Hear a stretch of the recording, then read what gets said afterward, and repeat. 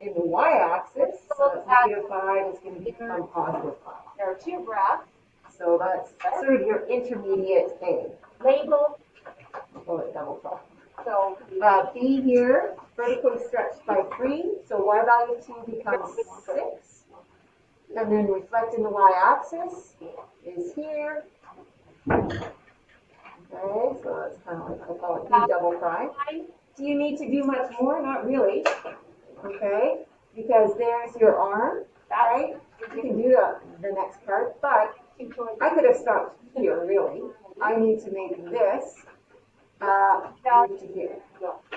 The only reason why I do 2, say that I forgot a reflection or something like that.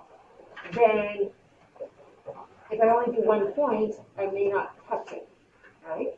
So, in this case, gotta go up 1 to the right 1. Okay? Up 1 to the right 1. So then, vertical translation up 1, horizontal translation right. Okay? So, starting with y equals f of x. Okay, vertically stretched by 3 would be 1/3. If you want to put it in right away, actually, what did it say here? Yeah, so in simplified form, you have to solve for what, right? So, you can do that. okay, so Reflect in the y-axis changes the sign of x.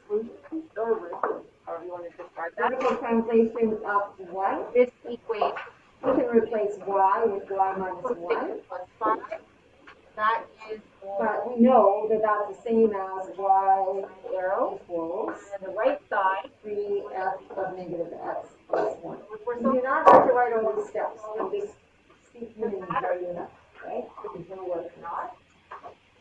but here, where And then right 1 the x-intercept, the y-intercept, would be replace x with x minus 1. intersection. Remember back? So you may have got this right away. Technically, it's not quite in simplified form, right? It's solved for y, which is good, but I need to expand in the Here that the y value is the same, so that makes it the point. But we're looking for, it's not x here, it's theta. The theta value so that would be the form. at these points of intersection. Because if you have the x value, you have the 1. Or the theta value is 1. Okay, so I raise my leg. B and C, I'm going to leave those for you to do. We already did one that has an open circle, so we're like in C. So theta value, we can refer back to, I think that was in part A.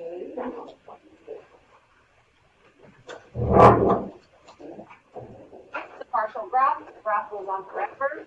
But here, I'm going to look at question 11. where theta is 11 has math notation, pi, so basically, and we've done math notation, but we haven't really gone from math notation to put it into pi the equation of a function. pi. Okay? This is negative 2 pi over 3, negative 4. Okay, so I'm going to leave those for you to do. I'll go back and do them This is 2 pi over 3 video. pi over 3. So we're going to do question 11. Okay, so it says the function y equals f of x is transformed Those are such that the point x, y corresponds to that point. Negative x plus 1, 3y minus 2, and the transformed graph. Write the equation of the transformed function in that form. So it's not really in, notice, it's not really in a form that has a name, right? Because if it was in transformation form, that a would be 1 over a on the left. Okay, so it's in a slightly different form. In any case, we have to look at the mapping notation and figure out what was done. So remember, mapping notation is what happens.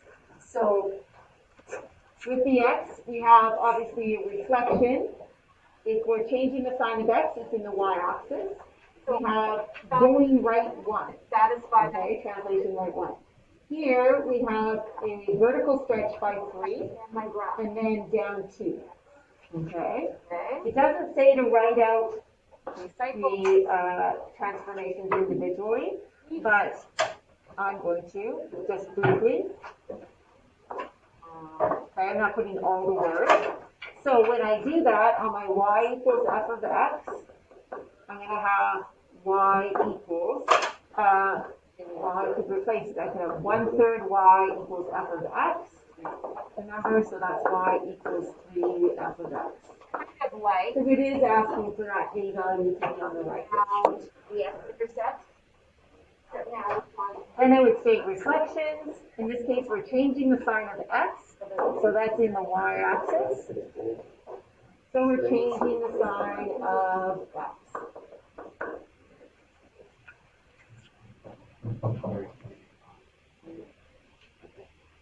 Okay, then translations. So I can do I'll do the horizontal. So horizontal, we're adding 1 there, which means we're going right on the axis, right on the number line. So right, all of them. 1. Okay. So remember, mapping notation is what is happening. When I put that back into my equation, though, I want to put brackets around x and put x minus 1. Okay. So the statement of the general solution and then the use of specific value. Notice how the final form we're asked for is in factored form, so I'm not going to expand out those inside brackets. Quantify. Notice we've given you a And then I'm going vertical translation down 2. go back. So I could replace y with y plus 2. This is 4 pi over. Notice that And that's what I have to do, right? Because it's not asking for it to be solved for y. right? So we can't just make one statement where it's equal amount each time. We could do that by thinking, oh, okay. I'm going to add. So you do not have to do all those steps. You can go right to that. But I'm that's going to add 2 pi over what you might 3. want to do, at least for some of them, before you practice it. Not equals of 2 pi over 3. With this one, then the pattern will repeat. So the next one is very similar. Plus something. Yes.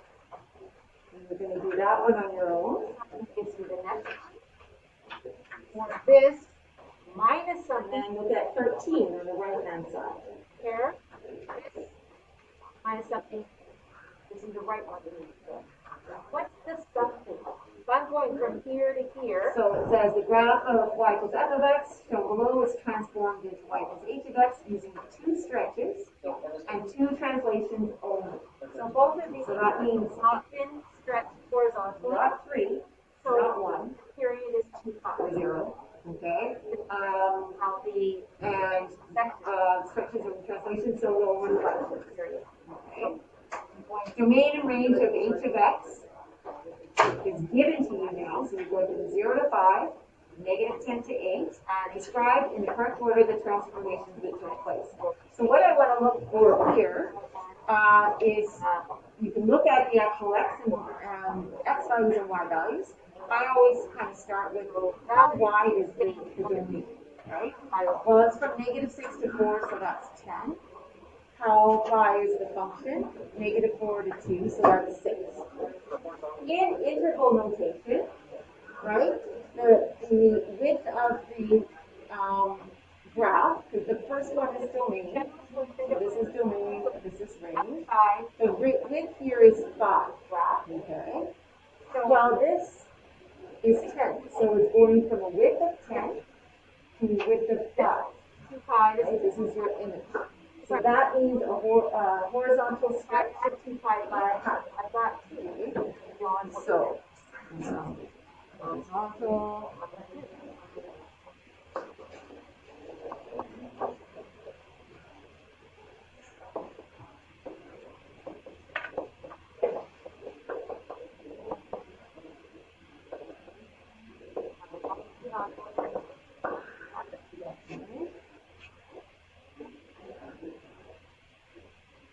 Then, the height is 6 units, this is 18. So we're starting with a height of 6 and we're ending with a height of 18. That's vertically stretched by a factor of 3 then.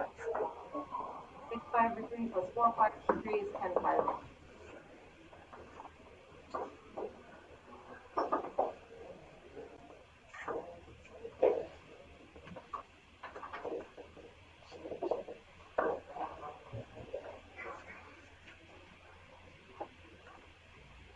Okay, so let's think about, because we have the graph, let's do that and see how that compares to the domain that we need. So leftmost point, horizontal stretch by a factor of a half, so negative 6 becomes negative 3. And then the y value is stretched by 3, so 2 becomes 6. Then here, x is negative 2, by half is negative 1. Stretched vertically, now that's going to be at negative 12, which is off the charts, as they say. Okay. But that's going We'll have a to be general solution. real quick. We're not always going to ask you for the general. We'll ask you for Okay, this would be a half, domain. and then down here. But this is doing. Okay, same point is going to be horizontal to it. Then to solve, Half is you have 1. to have your And this point, solution. horizontal stretch, that's going to be 2. And then negative 2 times 3 is negative 6. That's that. Okay, so the stretches are going to get us something like that. If you want to graph it, because the graph is given to you, you might as well, you might find it easier. You don't have to graph it. So how does that, what does that do to this domain, right? Because our original domain was from negative 6 to 4. So Just be aware, this is after stretching, and I've got to end up at 0. So greater than or equal to negative. Oh. that's your So we need to include image of the domain. angle as their solution. That's different from the one on the right. So then, so now our range here, actually I have it there, range is negative 4, 2. Sometimes it's 0 to 1, right? It's 0 to 5, 0 to 5. After that stretch, Think about what's happening left of the y-axis. oh no, what did I just do? What then? Oh, right here, this is negative, oh, that's the original, right, negative 4, this is the original. I did something like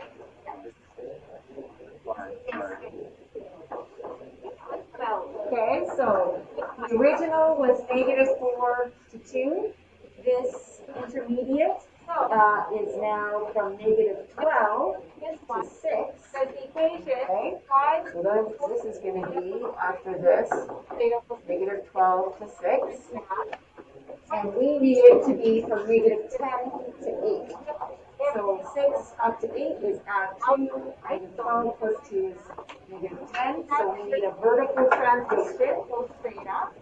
The 4 over Of 2. we talked about this in 10 and 1.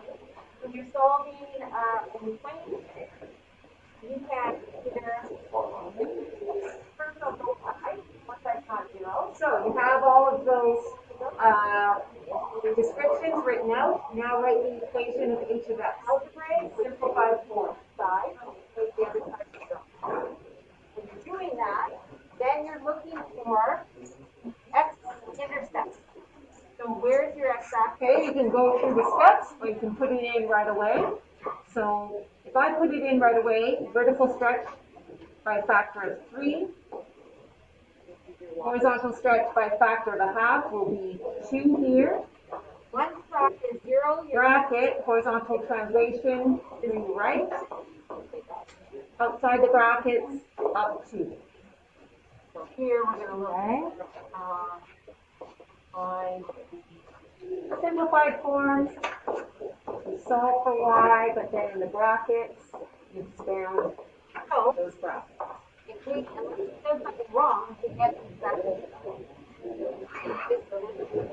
this equals 1 Okay,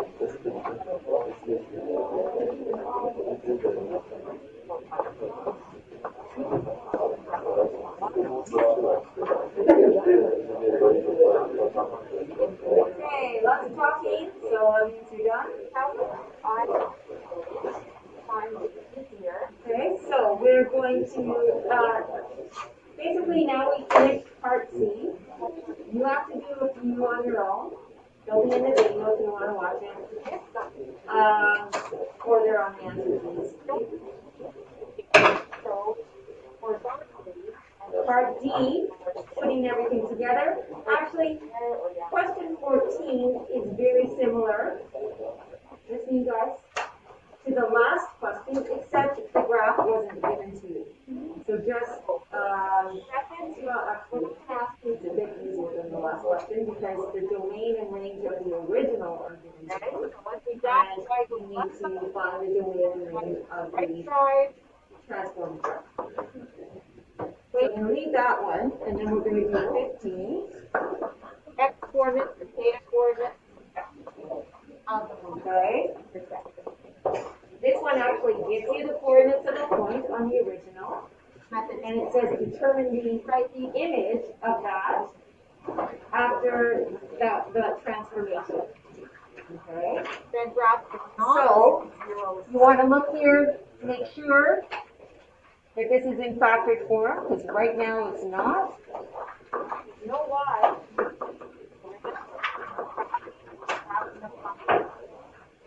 Okay? And then think about what transformations were done. So there's a vertical stretch by, oh no, there's no vertical stretch, sorry. There's a horizontal stretch by 4, reflection and the x-axis, right there, and then translation. Horizontal translation to left, vertical translation by up. So take a look at this one. This one you can't even do algebra. Now do those transformations And on the point. we're not. Oh, this is not. This is 60. Sorry. Okay, this is question 60. We'll go back to 15. I must have. Right side equals the left and the right, and you're going to get everything. First step when you're at. So we're doing 60. We talked about this before. 60? Solve 16. 1 6. the process. Right there. First, My hearing is like severely damaged. and That is because you're wrong. It is, that is the exact reason. if you look for the x-intercepts, you don't have to. Don't you work those calls in your job? Yeah, I do, but it's still extremely odd. That other one? I think Just, it's not facial math. Anyway, math time. right? Okay, so this is general point XY. Doesn't matter what order. If you want to show it step by step, you can. You can go right to the final answer. If you do it step by step, horizontal stretch by 4, reflect in the x-axis, horizontal translation to left, vertical translation 5 up. So get your calculator out. Okay.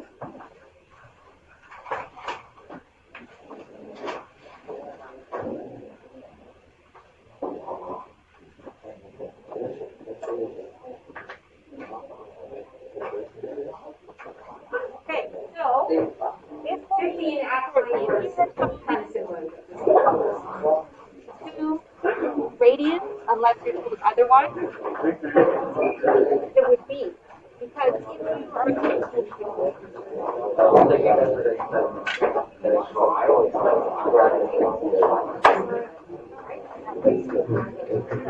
Okay, let's look at question 17. Students get a little bit mixed up with this one. Nothing different from what we were doing, except our alphabet. So happens to be with a a polynomial function that's in factored form. So students get kind of like, don't, freak down Doesn't matter, we just take one that was irrational, we've done one that's an absolute value. Just because there's brackets in the original function, doesn't make it any harder, you just have to do with more brackets. Looks like So, let's do this one. that also We'll do more of this when we, so, yeah, transformations of polynomial functions on the last. and just make my x max Because that's a polynomial, right? It's a quadratic. my In any case, says the graph of y equals f of x is stretched horizontally, corrected, translated into the graph y equals capital T of x. It's just the name for it. So write that equation in terms of f of x with T of x isolated. That means with y isolated. So here, y equals f of x is what I'm starting with. I'm horizontally stretching by a factor of a half. That's going to be 2x. Reflected about the x-axis changes the sign of y. You can just put it in there right away. You could solve then if you wanted to. Up to you, right? the x Then, because you do have to solve for y, graph, right? and then Translated 3 units right. x equals. So replace x with x minus 3 in those brackets. And 1 unit down, I would just do that there. I mean, yes, you can replace with y plus 1, but pretty easy to just do that at the end. Okay, so I'm going to go. Just write the equation of y equals t of x in terms of f of x, okay, with t of x isolated. And that's all that they're asking. This is your t of x. This is your new function. Right? So we're calling it y, we're calling it t of x. It doesn't say whether you have to simplify the brackets or not for the What is your calculus? just do it like that. Saying that, when you look at the next part of the question, it says if f of x equals x times x plus 4, then write the equation of y equals t of x in terms of x. So that means I now can use this function notation. We've done this a number of times already. Use this and substitute in here. Okay, use your knowledge of function notation. Or you can take this and do all of those transformations on this function within it. Alright? Alright, so really, we could Okay? So, but there is more than one way in case you don't like function notation. this, you could just Right. If you're in Math 30-1, you can't not like function notation because you can't get away from it. Now, what you might want to do here is I would probably expand the inside of the brackets there. and you could just put Okay? Because you're substituting this in for every x. So if you've got 2 brackets, it's going to get brackets, right? So I would do that. I'll copy out the negative basically because you're copying everything else except for that f. just 2. Okay. Instead of f of 2x minus 6 now, we know what that f is. We're going to replace every x, so there, and there, and there, with 2x minus 6. So this is going to be, maybe I'll get the green.